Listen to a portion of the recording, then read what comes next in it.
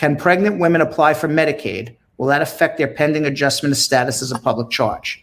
This is the deal with Medicaid and pregnant women. Pregnant women can apply for Medicaid. Whether you are applying for adjustment of status, whether you are out of status, whether you are the U.S. citizen applying, a pregnant woman can always get Medicaid. It will not affect an immigration case. A child under 18 in the household can always get Medicaid.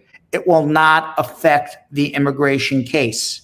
A pregnant woman must get off of Medicaid within 4 weeks of giving birth. After that, it will start to affect your immigration case, whether you are the person getting the green card or you are the U.S. citizen or permanent resident filing for that person. So the rule is, if you got a baby in the oven, you can get Medicaid. Once the baby comes out of the oven, you got 4 weeks to get off. But that baby, beautiful baby you made, that baby can stay on for 18 years. Those are the rules. What if you cannot accompany the beneficiary to the interview who's in another country due to the fear of C-19, I guess, which is COVID-19? Is it good for you to show up to the interview? Yeah. Is it required? No. Of course, coronavirus could be a problem with you going on the interview. Now, what your spouse will be required to do is prove that you're in a real relationship. You've met several times. You're in a real relationship. This is a real marriage. It can't be a situation you're going to have a trouble. If you've never met, you're absolutely going to be denied. And if it's a situation where you went on a trip, you met the person one time, and then after 7 days on this trip, you married this person, you came back to America and filed for them, and you haven't gone back and seen them since, you may have a problem proving it's a bona fide marriage. But no, you don't have to actually show up to the interview. How long does it take to get a work permit and green card as of this current date? I filed my adjustment of status, the I-130, the I-485, the I-131, the advanced parole on the 20th of April, 2020. They received my application on the 23rd of April. If there's no biometrics, can they send an EAD before the biometrics appointment schedule once they reopen? I don't know how long it will take you. Coronavirus is a new little hitch in the world. I would think that a 12-month period is a good estimate, start to finish, to get you a green card. But that's, again, a good guesstimate. As far as getting your work permit, you will not get a work permit until you get your biometrics taken. So hopefully they will open up the biometrics shortly. Those people who have already had their biometrics taken and are renewing their work permit, they will get the renewals. They do not need to take their biometrics again. But I have a green card, Brad. Can I petition for my parents? If you are a U.S. citizen, you can file for your parents. As a green card holder, you cannot. Can my wife, who is a tourist visa, get a status through me? If your wife is on a tourist visa and has not overstayed her time, priority dates are current at this point for F2A cases, she could adjust her status. If she has overstayed her time, then she would have to wait until you're a citizen. If you're not going to be a citizen for years and years, then we should be filing an I-130 visa petition and doing a provisional waiver. A friend of mine sent in his papers to USCIS from April 24th, 2020, and he has not gotten a notice that received. What should he do? It's only been about 3 weeks. If his filing fee was paid, meaning that he sent a money order or a check and they received it and they cashed that check, then he should be okay. If he paid by credit card and that credit card bill went through, he should be okay. Wait another 2 or 3 weeks. If he still hasn't heard anything, then have him call us. I have a pending VAWA and a pending adjustment application as well. When I'm going to renew my work permit, in which code should I go, C9 or C31? C9 for pending adjustment. Will living in an income-based housing present a public charge for a green card holder? If it's Section 8 and it's based on income and you're getting subsidized rent or reduced rent, then yes, it will be. And what is the difference between an I-751 abuse waiver and a VAWA? A VAWA is when you have nothing and you're applying for a green card. The I-751 is when you have a 2-year green card and you're applying to get your permanent green card, and you're no longer living with your spouse and you're claiming, I don't live with him or her because of abuse, but I still can prove it was a real marriage. So those are two different cases. I came here as an immigrant visa. I got married in my country. We filed the I-751 2 years ago. They call us for an interview. We went, we matched all the questions, but until now didn't hear nothing. Well, if you passed your interview, you should have heard something by now. So I'm not sure what happened. I think you're the type of person who would require a consultation. If you're still with your spouse, maybe we should do your citizenship. Can someone work with the Social Security if it's saying valid to work with DHS authorization only while on a visitor's visa? Number one, you cannot legally work on a visitor's visa. So if you come to the United States on a visitor's visa for purposes of working, that's misrepresentation. You're getting turned around at the airport if they know you're coming to work. If you start working within the first 90 days of a visitor's visa and then you go to apply for your green card, you're getting denied for misrepresentation. After you've come here for 90 days and you're working out of status, you're still violating the law. If you have a Social Security number, your taxes will go through.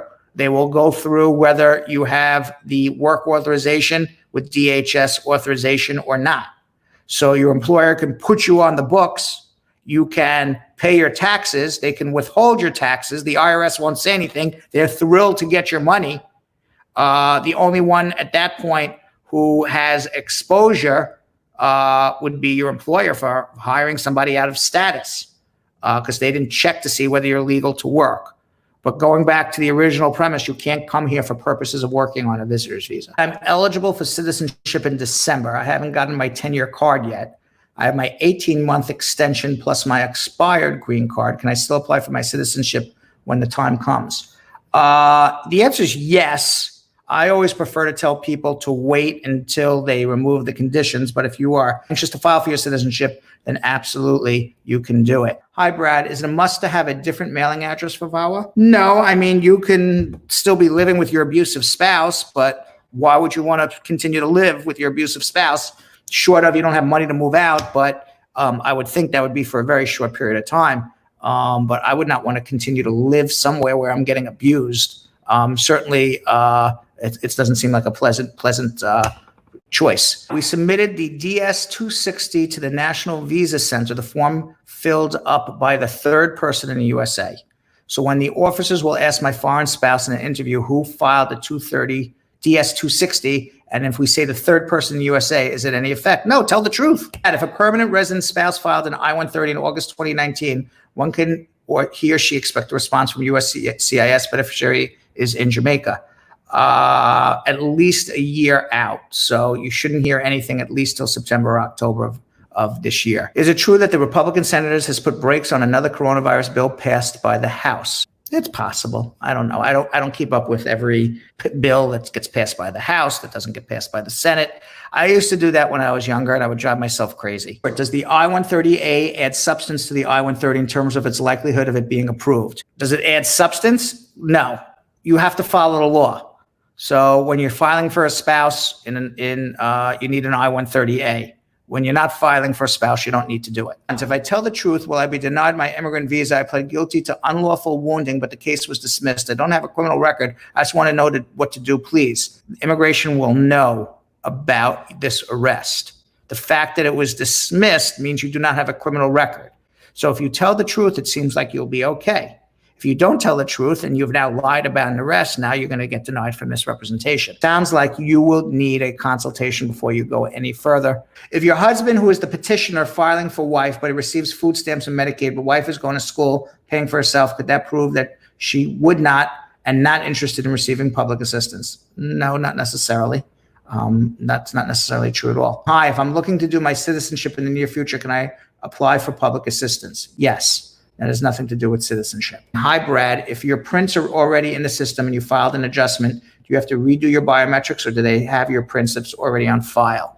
If they already have your prints on file, they're supposed to be sending you the work permit without having to do the biometrics again. So hopefully they put your old file with the new one, and you won't have to do it again. LPR and out of US for 5 months. As of July, it would pass 6 months. I have a ticket for May, but because the borders are closed, I can't travel. Question, what should I do if I did not get to return to US before the 6 months have passed?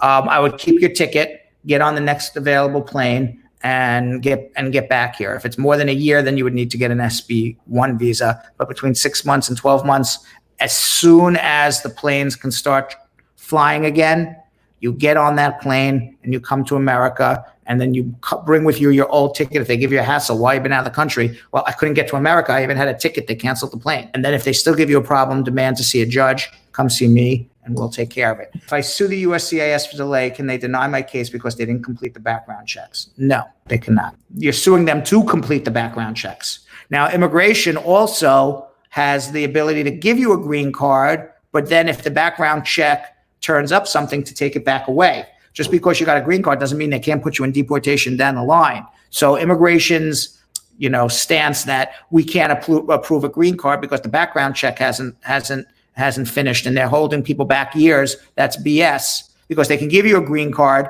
and then if the background check comes back, positive for a hit, that all of a sudden you're a mass murderer or whatever you are, they can always put you in deportation down the line because you have a green card. You're not a citizen. So I think that's BS that they say we can't approve you until your background checks are approved. Do you need to pay taxes with the new public charge rule, even though you don't have a social security number? Yes, if you work, you have to pay taxes whether you have a social security number or not. It has nothing to do with the public charge rule, it has to do with the law. And my son filed my paperwork for my green card. How long do I have to wait for my citizenship? For your citizenship, you first have to get your green card.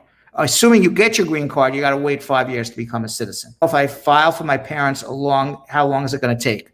About a year to a year and change. I'm asking for a friend. Her daughter got caught shoplifting and was not arrested, and the police was called, and she wasn't arrested. She went to court and paid a fine. Will it affect her citizenship? Yes, if you get arrested for shoplifting, it can affect your citizenship, even if you just pay a fine, because it could go against moral character. It's been 3 months since we went for our interview. They haven't responded. If something is wrong, like we have been denied or not approved, do you think they would have told us after a month? No. Sometimes they take 2 years.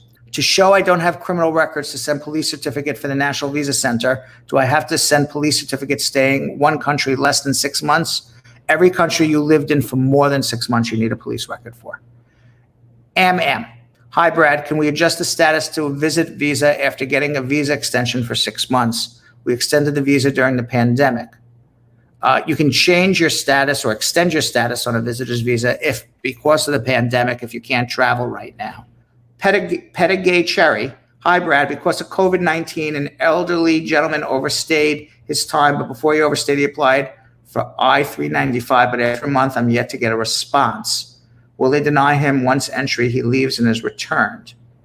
I don't know what the I-395 is, Pettigay, so I'm not sure what he was doing. But they can give me a call. Is K-1 visas included affecting the new travel visa ban for Nigeria? No. Immigrant visas are. K-1 is a non-immigrant visa. So you can apply for a K-1 fiance, but unfortunately you can't apply for your spouse, which is quite unfair.